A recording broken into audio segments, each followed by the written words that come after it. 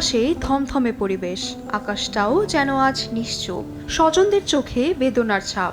মৃত্যুর 4 দিন পর সোমবার বিকেলে দেশে ফিরেছেন শাফিন আহমেদের মরদেহ। জনপ্রিয় এই ব্যান্ড তারকার লাশ বহনকারী উড়োজাহাজ আজ বিকেল 5:30টায় হজরত শাহজালাল আন্তর্জাতিক বিমানবন্দরে পৌঁছায়। এরপর লাশবাহী ফ্রিজিং গাড়িতে করে শাফিন আহমেদকে নেওয়া হয় বনানীতে।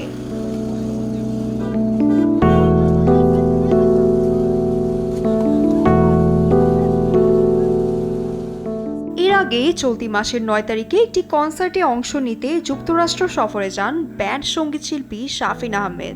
গত 20 জুলাই ছিল সেই কনসার্ট, কিন্তু তার আগে অসুস্থ হয়ে পড়েন এ তারকা। দ্রুত তাকে ভার্জিনিয়ার একটি হাসপাতালে ভর্তি করা হয়। সেখানে চিকিৎসাধীন গত বৃহস্পতিবার বাংলাদেশ সময় ভোর 6:30টার দিকে মারা যান শাফিন আহমেদ। মঙ্গলবার দুপুরে গুলশান আজাদ মসজিদে তার জানাজা অনুষ্ঠিত হবে। এরপর বনানী কবরস্থানে বাবার কবরে সমাহিত করা হবে এই শিল্পীকে। মেহেরা রহমান, সিমরান, RTV।